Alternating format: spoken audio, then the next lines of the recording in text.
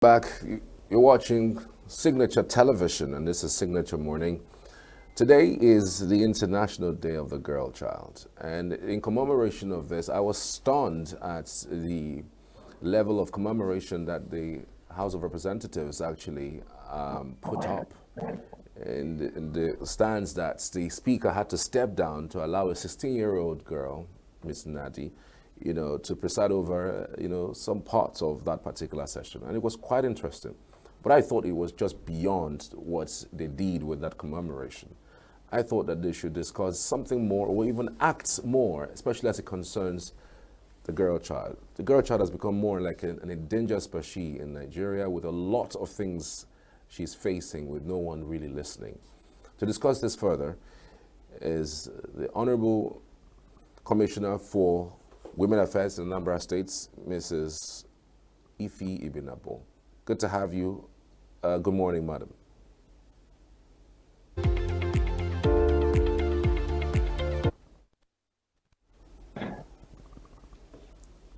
Good Honorable morning. Commissioner, can you hear me? Good morning. Yes, I can hear you very well. Good morning. Thank you so much for joining us this morning.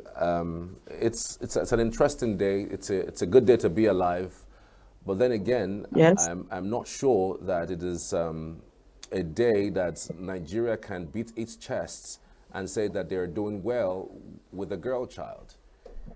Can you tell us some of the things that the Nigerian girl child is facing in today's Nigeria? Okay. Let me talk Nigerian girl child, and with time I will bring it down to Anambra State girl child as it stands today. Nigerian girl child is facing a whole lot of challenges, starting from rape cases from here to there, and when the economy is harsh and some parents can no longer do what they're supposed to do for the girl child, most of the time, the girl child will be directly or indirectly pressured into living an adult's lives. Some of them going into prostitution and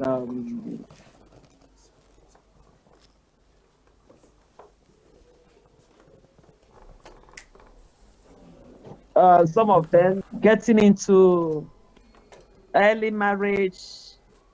These are one of the things. I'm sure you're hearing me. Can you hear Yes, me? we can hear you. Yes, I can. I can. Go ahead.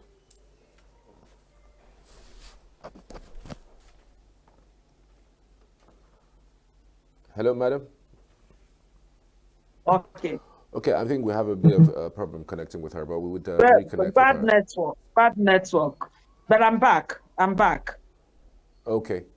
So, like I said, that because of the economic situation in the country, that some of these our girls in Nigeria are being pressured by family members, directly or indirectly, to start living the life they're not supposed to live. Some even drop out of school. Some get into trouble that they are no longer alive to tell their stories by themselves. Some are being raped, some are being killed by these boys in the country looking for money, quick money here and there.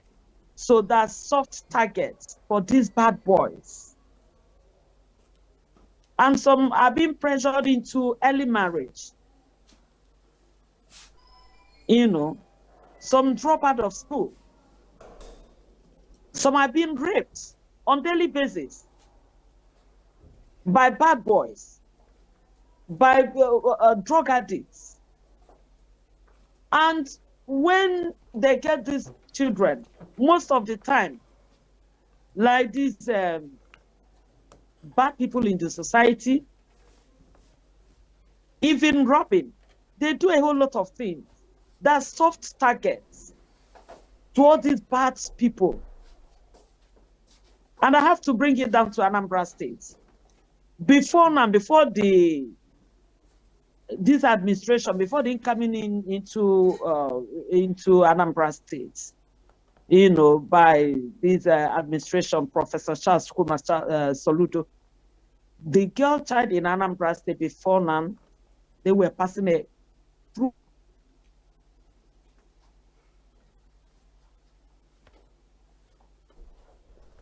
Hello, Obinabo, can you hear me? Yes, it's network. Sorry, the network is too bad here. But the inception of the administration of Professor Chukwuma Soludo, he's really brought out a good policy to protect the girl child. Like in Anambra State, I would say it's almost 65% solved their problems through the Ministry of Women Affairs, because the governor, Professor Charles Chukwuma Soludo, gave me and the ministry a mandate to protect the girl child. Like in Anambra State, you can no longer marry out a child. You can't give out your daughter that is not matured, at least not under 18 years in Anambra State. The government will stop you. You can't rape any girl child in Anambra State and go scot-free. Unlike what is happening in some other parts of the country. But in Anambra State, they are being protected to a large extent. On the maltreatment being given to some of them by their guidance, you can't do it again, no matter who you are. I believe that people are hearing and seeing what Mr. Governor is doing in Anambra State in order to protect this girl child. And even the First Lady had to form a club for this, our girls in secondary schools and primary schools. And this club, they are teaching them how to protect themselves, how they should know when the red lights is coming towards them, when their lives are being threatened, how to protect themselves, how to talk to somebody when they're into one problem or the other, that they shouldn't just keep it to themselves. So this administration in Anambra State, they have passion in making sure that the girl child is protected from the beginning to the end. So for how long have you been doing that? And also, are there, groups you established to monitor this? You talked about maltreatment, for some children that have been maltreated by the guardians and all of that. Are there monitoring groups, you put in place to know and to checkmate those people, and not just, policies? Okay. Thank you very much. When the first thing Mr. Governor did was to make sure that the citizens, that they have trust in his government. And he has succeeded in doing that. Though we have social workers, we have supporters of good government, and can you hear me? Yes, go ahead, ma. Yes, we have social workers, we have supporters of good governance, we have NGOs, we have Ndi Anambra as a whole, and we have helpline that whenever you commit anything against not just girl child, but we are celebrating the girl child today. So let's focus on girl child. Anywhere you are doing anything to the girl child, the rest assured that somebody is videoing you. If you are doing it right inside your house, somebody is making calls. They are calling us. Even in short, everybody right now in Anambra State is a monitor. Let me use that word. We are all monitoring what is happening in Anambra State. Whistleblowers, we make sure that when we have a whistleblower, we protect the whistleblower.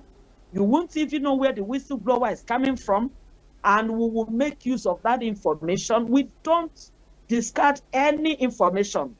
Instead, we will go through it, if it's not the way the person, painted the story, the picture, we can now withdraw. But caution them. So, all the agencies, they've known that Mr. Governor is really out to protect the girl child. So anything that has to do with the girl child, even the CP gave them instruction that anything that has to do with girl child in Anambra State and Ministry of Women Affairs that we are involved in it, that they should treat with every seriousness. No bail should be granted to the person, the suspect. So we take things that concerns them very, very seriously, and we handle it very well with every seriousness. All right. I mean, there are people who say that one of the major issues that the girl child is facing is early marriage. Sometimes these girls are, sold off. They are even given without their consent. So at the age of, say, 12, 13, 15, as the case may be. Are there measures to check some of these things? Actually, it doesn't happen in Anambra State any longer. It doesn't happen in Anambra State. There was one that tried to happen, and some people from the village gave us information, because I can't go exposing our whistleblowers. They gave us information. We went there, talked to everybody, and they ran away. It can't happen in contemporary society we have now.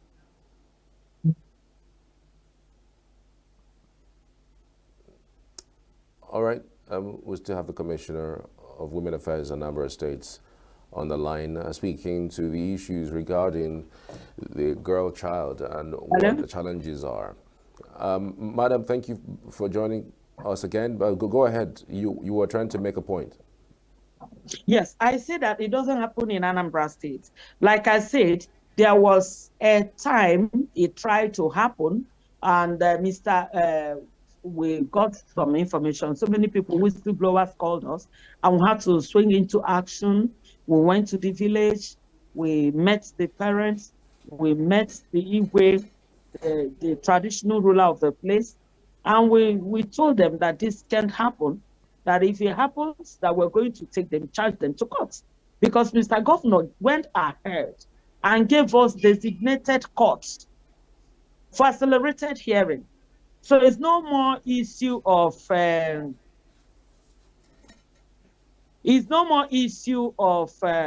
when if you go to court, are you sure this thing is going to take how many years and all that? As we are charging the person to court, we have our own magistrate. The person, the hearing will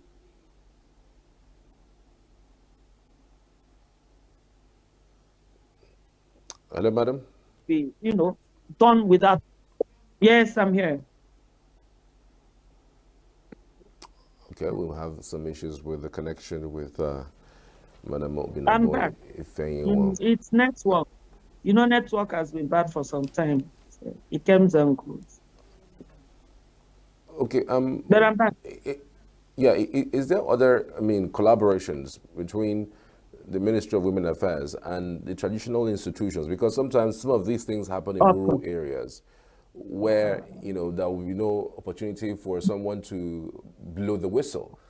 Because some of these things, when they do happen, you only find out when somebody is able to record something and send or maybe tell you the stories. And some of these things happen in the hinterlands, way far from the towns. Are there collaborations between the Women Affairs Ministry and local village heads in order to make sure that some of this harmful stuff against the girl child don't continue? Yes, definitely. We can succeed without this collaboration between us and the traditional rulers. We collaborate with the PGs. We collaborate with even the vigilantes, the Umuokpos, all of them, the churches. And from time to time, we carry out sensitization. We have interfacing with all of them, group by group. explaining to them the mandate of Mr. Governor so that they will know the actual thing expected that they should be doing. So here in Anambra State, we write letters, they come, we meet and all that, and they know, they even immediately such a thing is trying to happen. Most of the time, they will even be the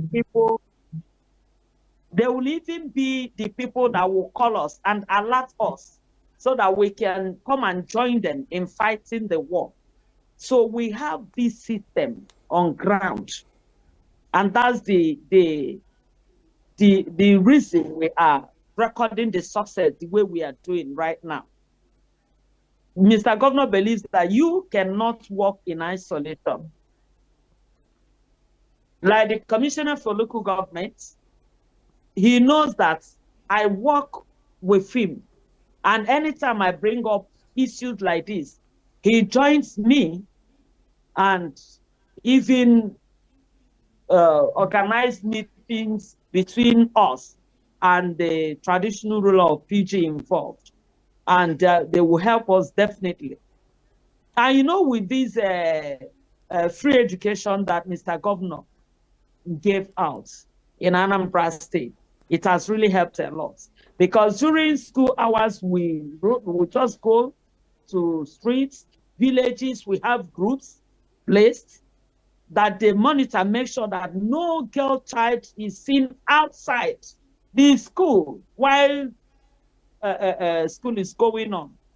School hours, you are not permitted to be walking around. You are supposed to be in school with other kids. That's the system we have on ground in Anambra State. So are there shelters and counseling services, for girls who are victims of abuse or violence or yes, drug trafficking of person? We have shelters. And even if you have parents, we don't easily release these victims to their parents. I'll tell you why. We'll try to give them total.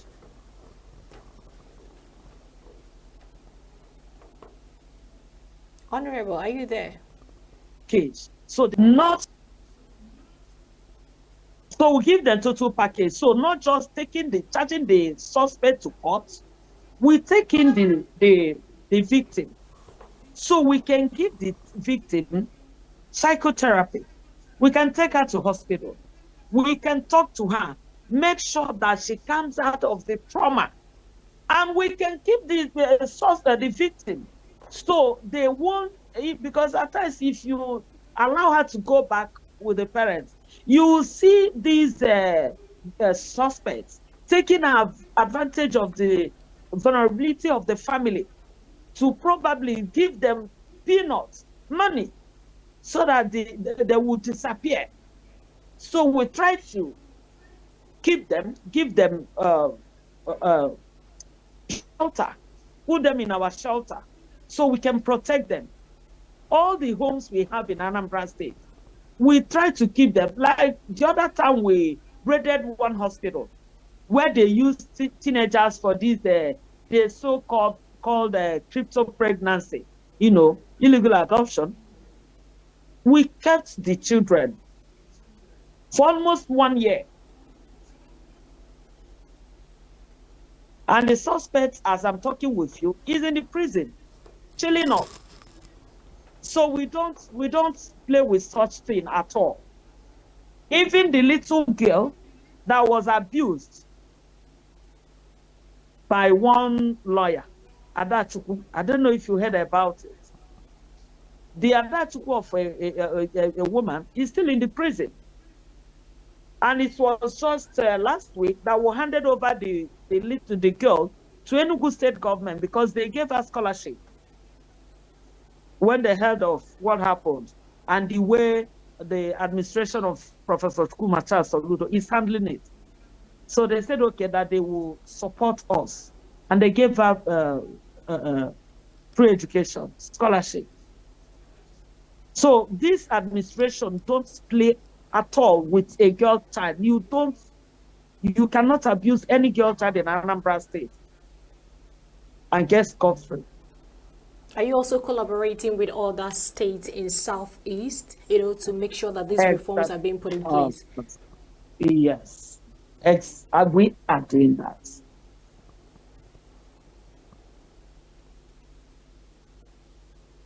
My colleague in other states, I know that I've worked with and still working with the gender commissioner in Enugu State. We work from time to time.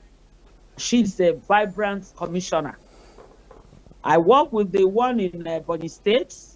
I've also worked with the one in River State. No, Cross River State and Imo State. So we've been working, we work together, because without doing that, we won't be able to succeed. Okay, are there other things, you disburse to schools or to these students or to these children, the girl child, to make them feel important? Because some of these children, they have the stereotypes that, oh, you're a girl, you're not a boy, even from the parents, even from the family. You see families telling a girl child, oh, I wish you were a boy. You don't know you're supposed to be, carry yourself somehow. I don't know. So they grow up with that stigma. Yes, we do that.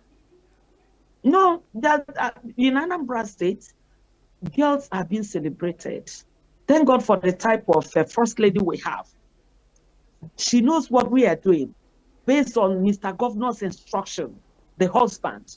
And the first lady came out and formed these clubs for these girls, where she built their self-esteem, where she tells them on a daily basis why they should carry themselves, why they should,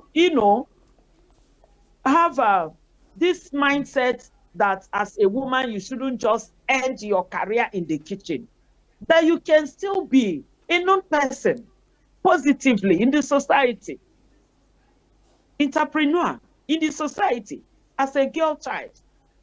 In Anambra State, we don't play with them. And through these clubs that I told you that I've been taught a whole lot of things, even their rights, we teach them their rights. The first lady from time to time go ahead, share even parts.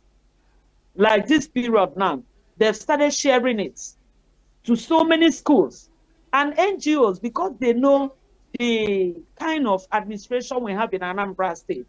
They've joined, so many of them, that are sharing a whole lot of things to celebrate our girls in Anambra State. So we'll try as much as we can to organize meetings, conference, and talk to them. And we do sensitization too, through medias, social media, electronics, and all that. Okay, so how is the ministry taking up the responsibility of access to health care, especially for the girl child, as it relates to sexual and reproductive health? Okay. I know we have ASHA, that's insurance for families in Anambra State. We have that one. Then it's still in Anambra State. Governor gave free medical treatment to mothers, still in Anambra State. If anything happens, we have referral centers in Anambra State.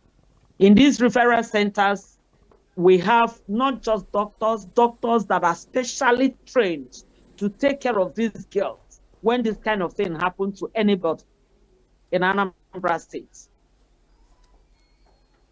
So we give them enough medical treatment. We protect them. And in this our club, that's the First Ladies Club, from time to time, the Commissioner for Health And his group will always go visit them, talk to them, use projectors, show them a whole lot of things, how they will be managing themselves.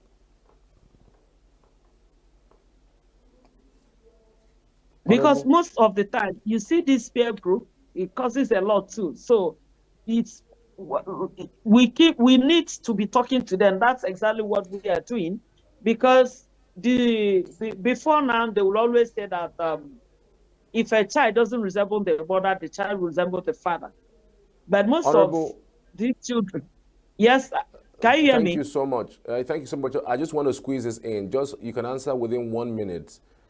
It's okay, it's go a ahead. final question. I mean, the economy, bad economy, has in one way linked to one of the things that the girl child is facing. You know, if the economy is good enough, if more monies are in the pockets of parents, the girl child would be better for it. Is the government of Anambra State open to increase in minimum wage? We all know what's going on in the country. I mean, that's been exacerbated by this fuel pump price that has increased. Is the government of Anambra State willing to up its game, even paying much more than the 70,000 naira that has been proposed by the federal government? Because I know Anambra State is that rich, so that these things can trickle down to the girl child across board. Yes, they're doing that. They're really planning it very, very seriously. And apart from that, the government of Anambra State is bringing out time to make sure that even as a civil servant, that everybody should go into farming, because farming can only break these things we are talking about. 70,000 naira or even 150, it amounts to nothing as long as this contemporary society in Nigeria is concerned. So they are encouraging them, giving them seedlings, assorted seedlings, making sure they are protected when they go to farm, so that this girl child will be protected. Because when they have money, the parents, all this problem will at least be limited. So Mr. Governor is really going trying very, very hard to make sure that parents don't, get into serious economic hardship that would, at the end of the day, turn and start affecting the kids. Thank you very much, Honorable Mrs. Ife Obinabo. Thank you, Honorable Commissioner for Women Affairs, Anambra State. Thank you for your time this morning. You're welcome. All right, this is where we draw the curtain on today's edition of Signature Morning.